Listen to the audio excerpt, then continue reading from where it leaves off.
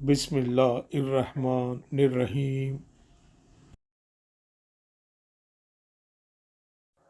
हज़रात, हदीस नंबर 248 से 293 में गुस्ल के अहकाम व मसाइल बयान किए गए हैं।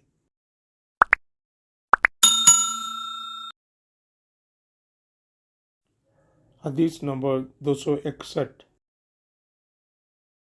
मैं और नबी करीम सल्लल्लाहु अलैहि वसल्लम एक बर्तन में इस तरह गुस्ल करते थे कि हमारे हाथ बारी बारी इसमें पड़ते थे।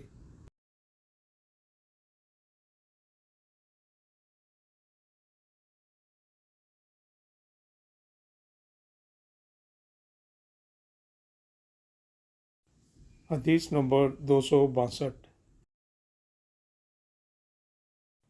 जब रसूलुल्लाह सल्लल्लाहु अलैहि वसल्लम गुस्ल जनाबत फरमाते तो पहले अपना हाथ धोते।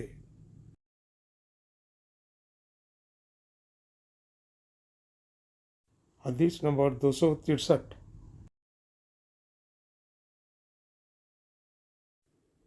मैं और नबी करीम सल्लल्लाहु अलैहि वसल्लम दोनों मिलकर एक ही बर्तन में गुस्ल जनाबत करते थे।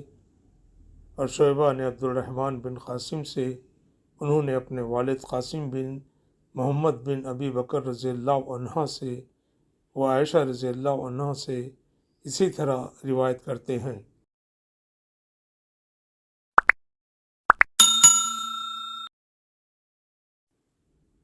हदीस नंबर 264। नबी करीम सल्लल्लाहु अलैहि वसल्लम और आपकी कोई ज़ौजा मुतहरा एक बर्तन में गुस्ल करते थे। इस हदीस में मुस्लिम बिन इब्राहिम और वहाब बिन जरीर की रिवायत में शअबा से मन अल जनाबह का लफ्ज़ ज़्यादा है, यानी ये जनाबत का गुस्ल होता था।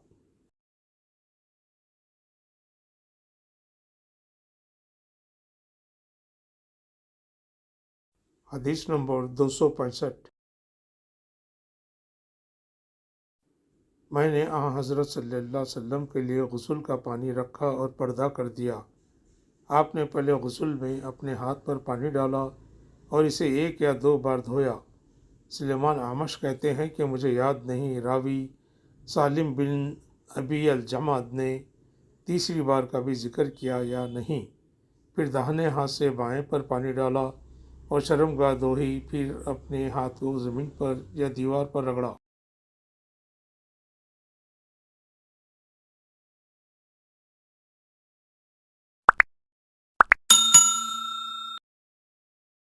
हदीस नंबर 265 हिस्सा 2। फिर कुल्ली की और नाक में पानी डाला और चेहरे और हाथों को धोया और सर को धोया। फिर सारे बदन पर पानी बहाया। फिर एक तरफ सरक कर दोनों पाँव धोए। बाद में मैंने एक कपड़ा दिया तो आपने अपने हाथ से इशारा किया इस तरह कि इसे हटाओ, और आपने इस कपड़े का इरादा नहीं फरमाया।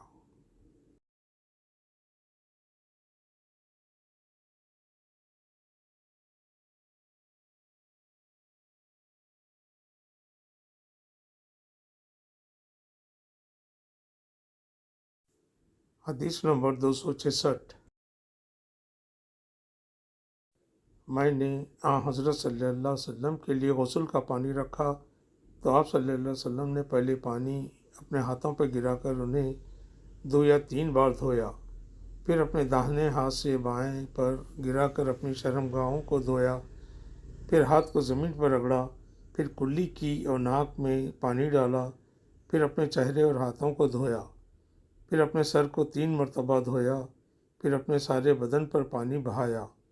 फिर आप अपने गुस्ल की जगह से अलग हो गए। फिर अपने कदमों को धोया।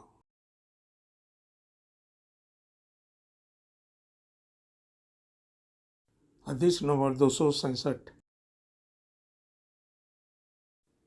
मैंने आयशा रज़ियल्लाहु अन्हा के सामने इस मसले का जिक्र किया तो आपने फरमाया अल्लाह अबू अब्दुर्रहमान पर रहम फरमाए। मैंने तो रसूलुल्लाह सल्लल्लाहु अलैहि वसल्लम को खुशबू लगाई।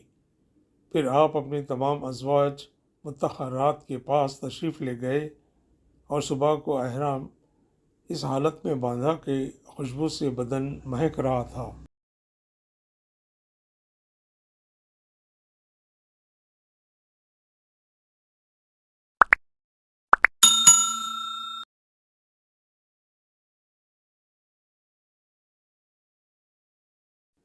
حدیث نمبر 268۔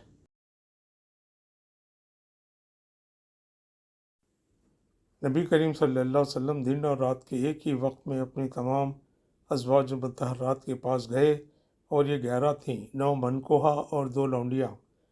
راوی نے کہا، میں نے انس سے پوچھا کہ حضور صلی اللہ علیہ وسلم اس کی طاقت رکھتے تھے؟ تو آپ نے فرمایا کہ ہم آپس میں کہا کرتے تھے کہ آپ کو 30 مردوں کے برابر طاقت دی گئی ہے۔ اور سعید نے کہا قتادہ کے واسطے سے کہ ہم کہتے تھے کہ انس نے فرمایا کہ ہم آپس میں کہا کرتے تھے کہ آپ کو 30 مردوں کے برابر طاقت دی گئی ہے۔ اور سعید نے کہا قتادہ کے واسطے سے کہ ہم کہتے تھے کہ انس نے ان سے 9 ازواج کا ذکر کیا۔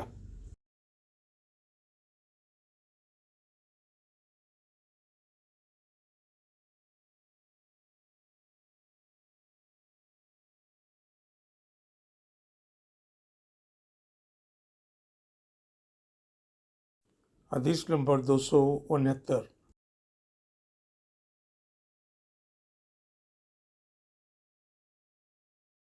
مجھے مزید بکثرت آتی تھی، چونکہ میرے گھر میں نبی کریم صلی اللہ علیہ وسلم کی صاحبزادی فاطمہ الزہرا رضی اللہ عنہ تھیں۔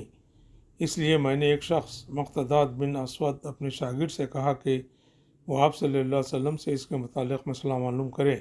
انہوں نے پوچھا تو آپ صلی اللہ علیہ وسلم نے فرمایا کہ وضو کر اور شرمگاہ کو دھو، یہی کافی ہے۔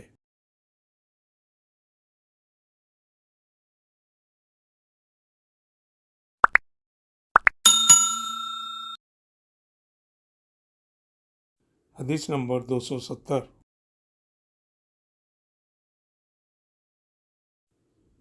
میں اسے گوارا نہیں کر سکتا کہ میں احرام باندھوں اور خوشبو میرے جسم سے مہک رہی ہو۔ تو عائشہ رضی اللہ عنہا نے فرمایا، میں نے خود نبی کریم صلی اللہ علیہ وسلم کو خوشبو لگائی، پھر آپ اپنے تمام ازواج کے پاس گئے اور اس کے بعد احرام باندھا۔